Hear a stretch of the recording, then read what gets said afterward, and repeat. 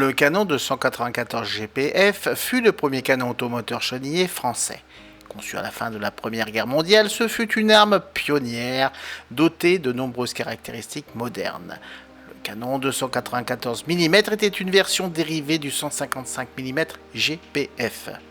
La production du canon de 194 GPF a débuté en avril 1918, 2 jours seulement avant l'armistice de la Première Guerre mondiale. Le véhicule, bien que dépourvu de son canon Puteaux, a été testé à l'usine de Saint-Chamond. En juin 1919, Saint-Chamond était toujours dans l'attente de la livraison de la masse oscillante, un composant essentiel fabriqué par Puteaux. Durant l'entre-deux-guerres, ces canons automoteurs ont servi au sein du régiment d'artillerie de Valence, aux côtés des mortiers automoteurs de 280 mm. Saint-Chamond a également conçu le mortier 280 mm TR de Schneider sur affût chenille de Saint-Chamond. Les deux automoteurs utilisaient les mêmes véhicules chenillés, un avant-train, véhicule de tête, et un affût chenille, châssis du canon. L'avant-train transportait les munitions et un générateur électrique de 120 chevaux, 89 kW.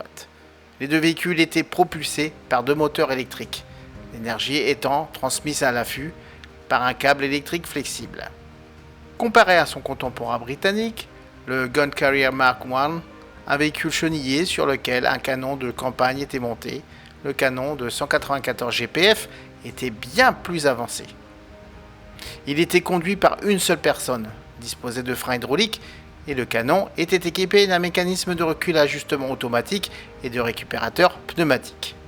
Cet ensemble automouvant est capable d'emprunter des terrains jusqu'alors inaccessibles. Durant le transport, le canon est tiré en arrière puis mis à l'horizontale. En position de tir, une paire de volets située au milieu du véhicule est ouverte pour permettre le recul du tube vers le bas. Au début de la Seconde Guerre mondiale, 36 exemplaires étaient encore en service. Certains furent capturés par les forces d'invasion allemandes. Les véhicules survivants furent intégrés à la Wehrmacht. Au moins 3 d'entre eux furent utilisés par les Allemands en Russie en 1942. 2 exemplaires furent également employés par les Italiens comme canon côtier près de Rome.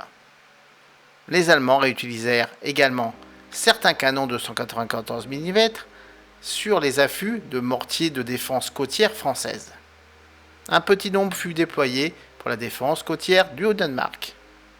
Le seul exemplaire encore existant de ce canon peut être trouvé à l'US Army Artillery Museum à Fort Sill en Oklahoma.